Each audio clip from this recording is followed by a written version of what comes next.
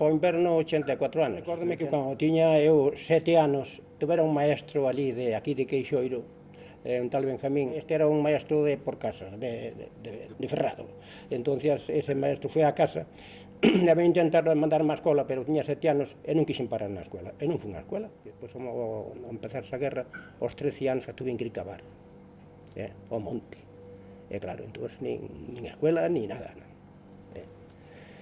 E quedei así, pero con todo eso, me acordo que eu amor tiño os libros bastante, porque na miña casa non podía prender o candil de gas, que había unha roba de gas para queimar todo o ano e non se podía gastar aquel candil de petróleo. E xuntaba leña pola tarde nun xestal para poder estudiar a luz do lume, dobladiño ali. Pois eu tiña unha enciclopedia e podía estudiar solo. Sempre que fun cavar, eu se digo sempre que fun a escardar as patacas, sempre que fun segar ao pan, as horas perdidas eu non descansaba. E me acordo cando eu comía a mediodía, meu pai tornaba as moscas con un ramo, eu tiña o libro ao lado estudiando. Fun a Mili, comprei material, reglas de todo tipo, no? Comprei máis libros, tiña os de antes geometrías e digamos, na enciclopedia a geometría sí que me facía falta, porque na enciclopedia non avanzaba o suficiente. E pois empecé a dar algunha clase. Dando clase me derei moito, porque me quedaba tempo para estudiar. Eu deseaba salir dando clase, porque nes tempos nas casas dábase poucos cuartos aos fillos. Me acordo que noso pai no ano repartíanos 3 pesetas para gastar en todo o ano. Entón eu quería ganar algún dinero. Un señor de aí que lle pediu a ver se encontraba un muchacho que soupera algo para enseñarlle aos fillos. E dixo meu padre, pois mandoche o meu fillo. E dixelle, e sabrá? Dixo, vai así sabe. Bueno, vai así sabe, non? E bueno, pois fun dar clase aí a Arexo. Eso foi no ano 40, cuánto? 46 ou 47? Me parece que foi 46, Se viña ao mes unha vez á casa ou dúas, a buscar algún material, eso sí. E fun andando hasta ali con as pizarras que eu tiña, porque eu na casa tiña pizarras para eu tamén mesmo facer dibujar, unha figura geométrica, poñer aí pum, e para cousas así, non? Poñamos ali unha porta que había ali que non usaban, tamén a tiñimos un tanto e tamén a usamos, non? Porque eu sin pizarras non sabía traballar tampouco. Eu para enseñar non me facían falta libros. Que tuvese algún libro nenos, pero tamén a ver me molestaba que compraran libros, porque había padres que non tiñan moito dinero para comprarlle un libro neno como eu pedira. Eu levo un libro para aprender a ler, sí, e unhas libretas máis ou menos para escribir, pero para explicar outras cousas de outro tipo, por exemplo, matemáticas, aí me bastaban máis pizarras, cando os chicos xa eran un pouco xa maiorcitos. Lava un libro de geometría, lava outro de matemática, depois que levaba algún pequenos mapas para saber facer un plano a escala, tamén que os maiores quería que os operan, mira, faz un plano aí, a un 2000, ou a 5000, ou a 10.000, e que na hoja que usaba na escola para os chicos maiores era un 50.000. Non sei, depois había conseguido un 25, pero non sei que me tocaría de Lugo naqueles tempos. Se vendían produtos, sabían vendelos. Se querían montar un negocio, tamén sabían facer un inventario de todo o que entraba e levar cuentas do que salía, e facer un balance, etcétera. Se tiñan que comprar madera ou eso, tamén que as cuperan cubicar. E incluso me obligaron a medirlo aos toneros, que non sei que non sabía eu, pero tiña un libraco viña de seguida, pois, mirei, aquilo era fácil, para cubicar un bocoi ou para eso. Tamén lles enseñei na Ribeira, teñan viño, etc. Tamén querían sabelo. As clases empezábanse a facer en noviembre, diciembre, xaneiro e febreiro. Despois tamén a veces en marzo, como aquí en Silvela, aquí cerca. Non, era toda a semana. E eu incluso daba clase o domingo.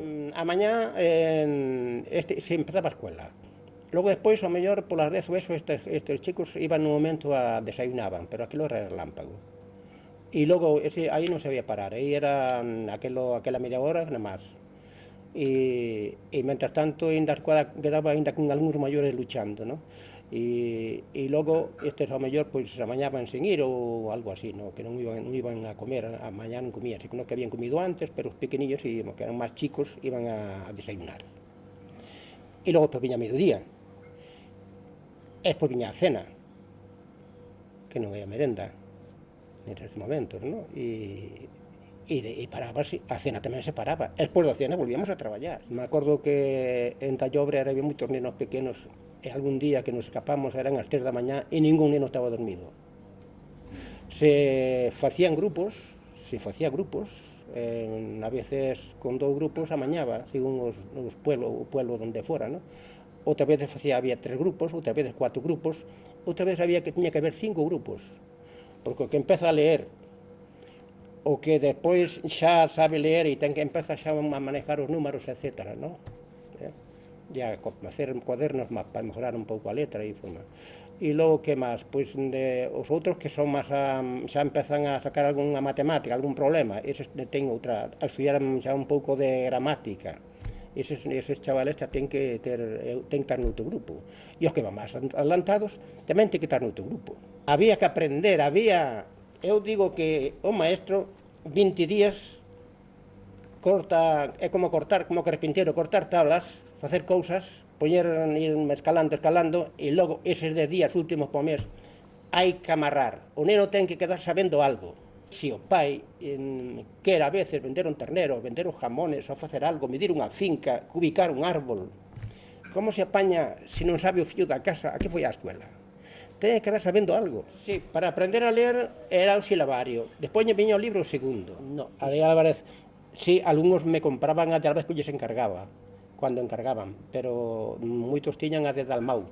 Eu xuntaba na miña mesa e me puña de cotos ali, en fin, os demás que estuveran a voz máis baixa incluso, porque cando lle puñía a mano así xa me entendían todos máis ou menos como eu quería a escola nese momento. E falaba con eles. E iba indicando pouco a pouco, como se a letra A, E, I, O, logo cando viña a M a xogar con eso, cando viña a P a jugar a conxugación que facía, etc., non? E íbamos levando, facíalles folletitos separados que eu facía formando as letras o mellor feitas posible, que iso facía, a min era moi fácil, non? De enseñar, pois, era porfiar e por fin vaiselle quedando, non? Tamén é moi bueno que en medios hai algúns que collen pronto e sin que se poñan a xoguetear, aquel que estudie e que, mira, pregunta, se non sabes, pregúntalle a Antonio que te diga este renglón e este renglón. Daban xa a numeración, empezaba outra serie de cousas, incluso eu facía dibujos nos encarados, se me daba bastante ben o dibujo, non? E eles copiaban un dibujo porque se me entretuveran un pouco, etc. Puñolle nombre ao que eu pintaba aí, tamén significa, en certo modo, moito, non? Que as sílabas separadas, etc.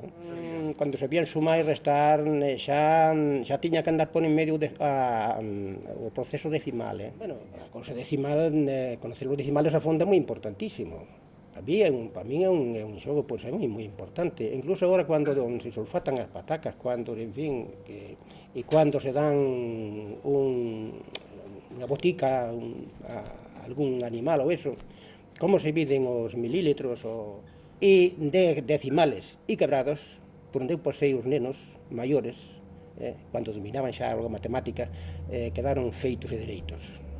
Aí xa non había nada que tocar, tamén houve que aprendela, os maiores, aí está, para medir, cando medíamos fincas, nas pendientes, hai que pensar nun plano. Que pendiente ten isto? Hai uns ladrillos aí, ou de certas dimensiones, baldosar un suelo, en fin, mellor fachadas, aunque sean un pouco raras as figuras, se non dividímola en polígonos distintos.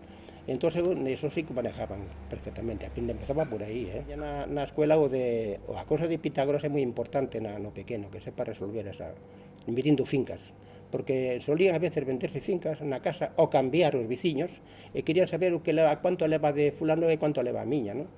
Entón, medir as fincas. E las fincas se moi pendiente, tamén lles aprendín aos maiores, é moi interesante levar unha cinta e medir, pero máis ou menos, aunque non se vea co nivel, levar horizontal, fixar que era unha pedra que marque o suelo. Eso é buscando o plano da finca en sí, cando son moi pendientes, que tamén non sabían facer. Escritura lingüística, esa traballábase moito sobre editados, non? E había que estudiar as partes da oración, porque o que facía cando chegaba así a un sitio, para ver como estaban eses nenos, uns e outros desfilaban pola pizarra. Salta tú, escribía o que lle mandaba, e logo a veces solían unir máis palabras, non? E xa, nada que viese, bueno, xa sei como está o neno. E para que non miren as palabras, que hai que facer con eses alumnos, hai que estudiar as partes da oración. Se non estudiamos as partes da oración, entón non podemos funcionar. E se non estudiamos o verbo, non podemos falar. E os pequenos quería que falaran en castellano, porque era habitualos a algo, no que eu soupera, pues, en fin, habitualos a falar o castellano. A historia ten súa importancia, pero de historia daba bastante menos, daba bastante menos. Porque, a mi juicio, o neno ten que dar fuerte na matemática, ten que dar fuerte en escribir con ortografía, e facer redacciones. Temos feito instancias que se operan os maiores, en cortitas, para calquer cousa, solicitando ao señor alcalde, ou solicitando ao gobernador civil, en fin, ou solicitando estas cousas así. E tamén facíamos, que iba a dicir eu, se poña un negocio, que se dedicaba sempre 2 ou 3 días ao mes, ou algo así, a máis, a estos maiores, que sepan montar un negocio. Ao montar ese negocio, hai que facer un estudio de cuánto entra nese negocio. Hai que facer unha relación. E logo despois tamén hai que, sigue entrando e sigue se vendendo, levar unha relación. E cando se quera facer un balance, tamén hai que facer un balance. E isto tamén yo lo aprendí aos maiores. Bueno, ciencias naturales e mesmo agricultura, algo de eso temos falado sempre. De incluso os maiores, eu tiña revistas catalanas, que eran maravillosas, enseñando como se cultivaba o suelo, e daban gran lección e gran sentido. E teño pedido cousas, como unha vez teño pedido unha incubadora, ¿no?, de huevos, e un libro de colmenas que... E bueno, pues algo tocábamos todo, por supuesto, todo que trae en sí a enciclopedia. Religión, houve un pueblo que me pediu, en Tallobre de Negueira de Muñiz. Un señor que, por cierto, era moi religioso e moi bon señor, pero pediu mi religión. E digo, mire, e convenceronse, mire, eu aos nenos religión non lles podo dar. E os nenos que os domingos, que non teñamos clase, que vai á clase, por exemplo, cómpralles o catecismo, e os te esforces un pouco, e que estudie o catecismo.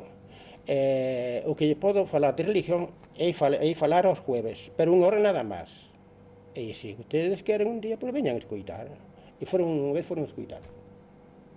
Tiña un tema religioso, non sei que trataba, máis tarde non me acordo ben, pero en relación con Cristo, e escoitaron, e valeulles. Eu non podo entretenerme, querían que dese religión e que rezase o rosario a noite, non podo entretenerme, os nenos veño a enseñarles para eso da religión, me parece ben que se lles enseñe, pero ten que facer frente a ustedes, os pais. Cobraba moito, porque os maestros daquela cobraban a 12 pesos. E eu, a miña escola que din, cobrei 50. Sí, despois pagaban eles eses 50 pesos, que era por todos os nenos, porque el tiña 2 nada máis. E se non foran máis cos 2, eu cobraba os 50 pesos igual. Como en Tallobre, que había, me parece que eran 14, non sei que, 14 ou 15 eran en Tallobre. Érame igual, cobraba igual. Pagábame, todos os veciños. En ese caso de Areixo non sei, eso sí, pero se pagaba a Dionisio, o señor, que se chamaba así, se tamén axudían a pagar os outros, porque baixaban de Linares de Bedul, iban de Ludeiro, baixaban a escuela Areixo. Entonces, eu cobraba 50 duros, que me pagaba era o señor da casa. E despois correuse a bola de que, en fin, iban por Areixo, iban moita gente, curiosos que non conocía, pois, non sei, lle chamaba a atención a pizarra, no, e as pizarras, e o que había escrito nelas, no, que pro ano tiña máis chamadas que podía. e pois cobraba 1000 pesetas. Pois solían telo nunha sala que coupese todo o personal, non? Tiñan polo regular comedores, máis ou menos, e habilitaban o comedor e traballábase aí. E traballaban aí en bancos, a veces que sentábanse nun banco fijo, outra vez tiñan unha silla, en fin, eso era cousa que acomodaban eles. Depois cando quería algo máis así, pois tamén a mellor pois treino de outra casa, fai falta máis sillas, fai falta isto, pois sí, a veces traían utensilios así para... Había aqueles do pueblo na mar, aqueles da casa, e pois baixaban de arriba do outro do pueblo, baixaban a escuela ali. En Tallobre eran 6 casas, pois en 6 casas tipo batareo todo ao mes. Pum, pum. Cando unha semana por casa, hasta que se cumpliu. Os que eran de aí desa casa, desas casas de outro pueblo, marchaban, eses non esperaban a noite, e máis que huían á escuela do día. Areixo, parroquia de Vilas de Cuña.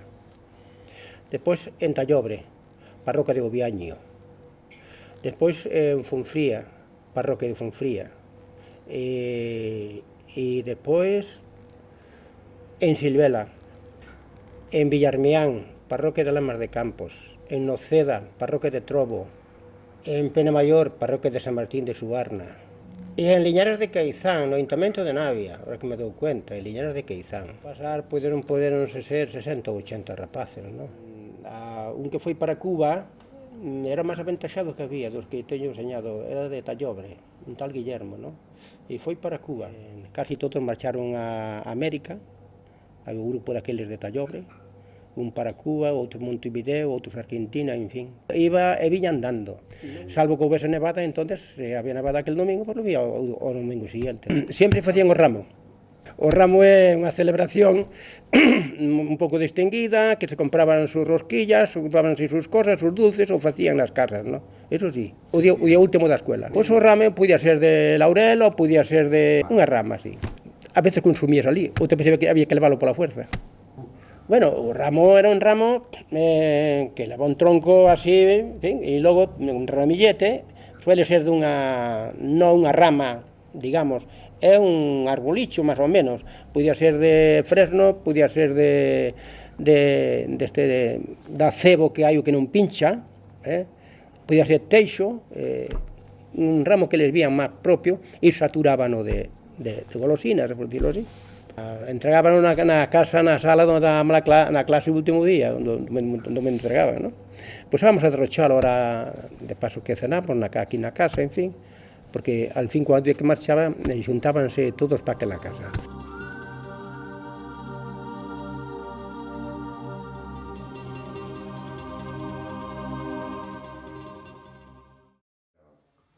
Pois era o mes de diciembre ou o mes de xaneiro.